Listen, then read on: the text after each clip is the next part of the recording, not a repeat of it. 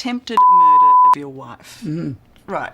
What happened? I don't remember any of it. He lunged on me and started strangling me. I didn't think he was extreme in any way, and I loved him. This is why women say marriage is a humiliation ritual. Because one of the most glamorized couples in Hollywood is sitting on TV casually acknowledging that he attempted to unalive his wife. Domestic violence stopped? Oh, absolutely. Now I beat the shit out of him. But here's the part most women refuse to acknowledge: her role in the dynamic. They've been married for almost 50 years, and despite the fact that he tried to unalive her, she didn't leave. She stayed. And not only did she stay, she sits on this couch laughing about it as if it's nothing. This is how we've ended up with a generation of women convinced that marriage itself is the humiliation ritual, when in reality, the marriage didn't humiliate her. Her delusion, lack of accountability, and refusal to set standards is why she ended up here. Because despite the fact that he was a known alcoholic and drug addict, she still chose him. Women end up in these situations not because all men are dangerous, but because they refuse to take accountability for the role they play in creating these dynamics. And that's the harsh truth. Many women are the architects of their own suffering when it comes to men, dating, and marriage. You cannot blame the clown if you keep showing up to the circus. How in the hell did you pull Simone Biles?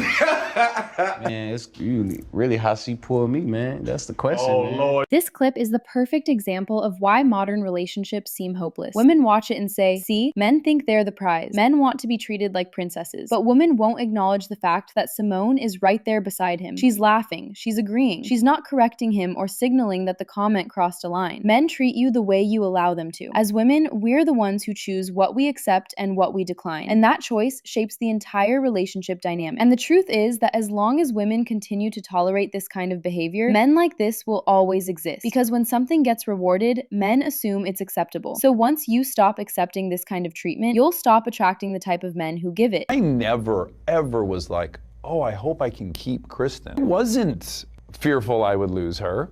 I wasn't certain I wanted to be with someone like that. Women hear clips like this and immediately jump to men are trash. But nobody ever asks the real question. Why did he feel so comfortable saying this in the first place? It's because he genuinely believes he can never lose her. Throughout their relationship, he struggled with addiction and went to rehab multiple times. And every single time, she stayed. She showed him over and over that no matter what he did, she would always be there. This is what I call the myth of unconditional love. Because unconditional love should never exist in adult relationships. It's reserved for children and pets, not grown men who know exactly what they're doing. As adults, actions have consequences. When someone disrespects you, betrays you, checks out emotionally, or puts you through chaos, and you stay anyway, you're teaching him that there are no consequences. That's how a man learns he never has to rise to the standards you say you want. And it's exactly how so many women end up creating their own suffering and then refuse to take accountability for the part they played in it. My youth was stolen from me. I had to put my boots on the ground and become a single mom at 21 years old. Just don't date men. We are at a point in society where we are waking up to the reality of the patriarchy. I will never see the change in men that I need to see to feel safe enough to ever date again in my entire life. It will take too long.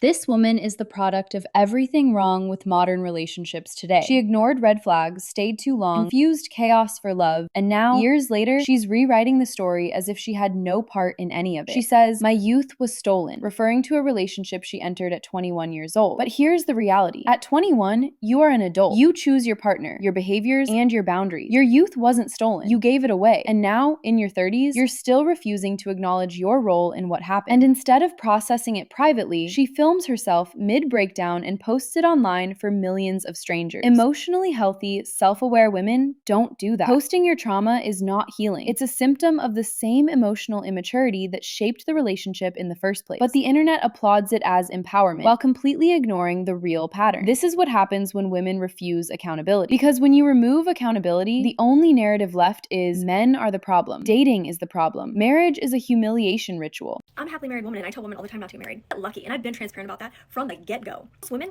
you will end up doing the majority of the domestic labor and the childcare. You'll probably still end up working, and then you'll outgrow your husband. So why are happily married women also telling young women not to get married? It's because fear-mongering is easier than honesty. They see so many women around them struggling in their marriages that they assume they must be the exception, when in reality, their own healthy marriage came from the standards they set and the choices they made. Saying, "I just got lucky," is a lot easier than admitting that many women contribute to the very dynamics that make their marriages fall apart. I'm happily married, but you shouldn't get married. I just got lucky. And that's the problem. When they call it luck, they remove responsibility from themselves and from the women listening to them. It sends the message, your choices don't matter. Marriage is random, which is simply not true. And that's how the fear spreads. Not because marriage is a humiliation ritual, but because no one wants to talk about the part women play in the relationships they willingly choose. Healthy marriages aren't random, they're built. I always want her to know the best place in the world is in my arms. I just want to always be an open ear and open heart, to everything her.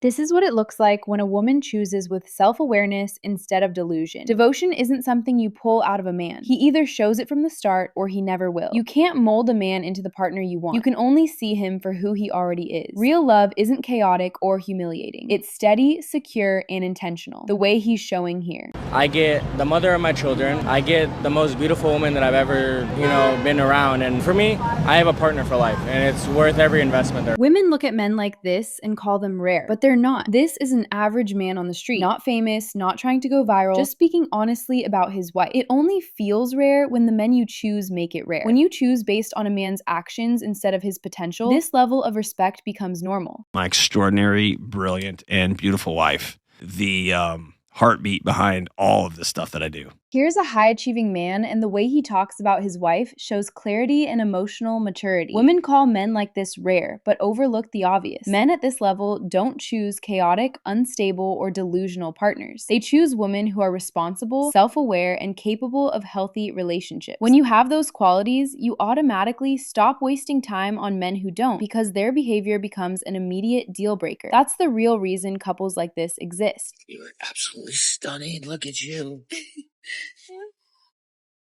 God, I do. You look amazing. This is what it looks like in a marriage where both people take the commitment seriously. Real love doesn't fall apart when life gets hard. It becomes stronger. A healthy man doesn't see his wife as a burden. He sees loving her as a privilege. I'm much less angry than when I met Layla. I'm more patient than when I met Layla. I'm kinder than when I met Layla. There are men who speak about their wives with admiration, endearment, and pride. And here's the most telling part. Their wives aren't even in the room. There's no crowd to impress, no image to maintain, no performative affection. Just genuine respect, born from choosing the right person and showing up as the right person. So when women say marriage is a humiliation ritual, what they're really talking about is the outcome of poor choices, no boundaries, and ignored red flags. Because on the other side, the side where women choose intentionally, hold standards, and walk away from dysfunction, marriage looks nothing like humiliation. It looks supportive. It looks peaceful. It looks like partnership. Healthy marriages aren't random. They aren't luck. They're built. And the moment women stop settling for humiliation is the moment men stop offering it.